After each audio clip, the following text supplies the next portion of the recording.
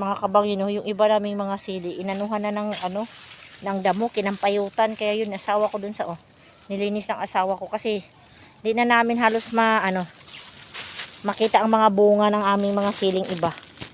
Kasi, yung part doon no, sa baba yun, yung asawa ko, kinampayutan na ng ano, damo. Yan, kailangan talaga isa-isahin niya kasi pag hindi naman niya isa-isahin, mababali kasi yung sili, masayang. Okay lang yan, mabali dahil. Tapos yung mga dahon niya, yun lang ang ihalo natin sa ating sinabawang isda. Diba? May purpose din pala. Kabangin. Asawa ko. Sige. Linisyan niya dyan. At ako naman dito mangunguha. Ayan.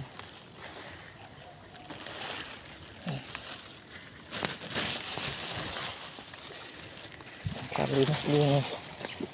Tuwing may time lang talaga kami, kakauwi lang na naman niya yan mga kabangin ha. Tapos diretso na naman kami dito kasi wala kaming oras talaga. Grabe. Kailangan pag uwi niya sa trabaho, ayan lang. Ayan lang, dahan-dahan. Oh, may kutsi pa dun oh. Dumaan oh. Oh, yun oh.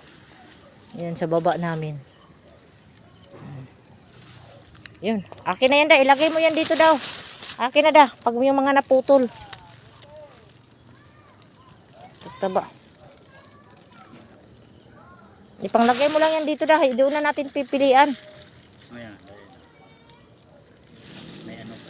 May bagong pa. Ano. Lagay mo dito. Yung ibang mga sili. Ay sus.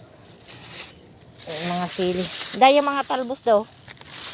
Kunin mo dah. Ayan o. Talbos o. Yan o. Yung mga matataba. Yan. Yan.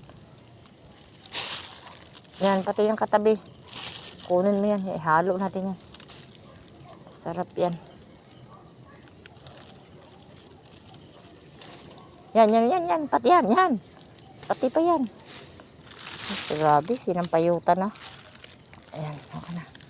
Doon na natin yan sa taas pagpilian ng mga dahon-dahon. Yan o. Grabing baging yan o. Hawak ng asawa ko. Sinampayutan na talaga ng baging. Doon, di ako makadaan doon banda. Ayan. Wala na si Riking partner. Wala na. Pumanaw na.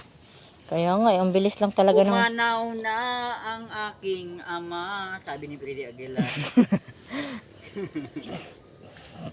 Bilis lang buhay ng tao.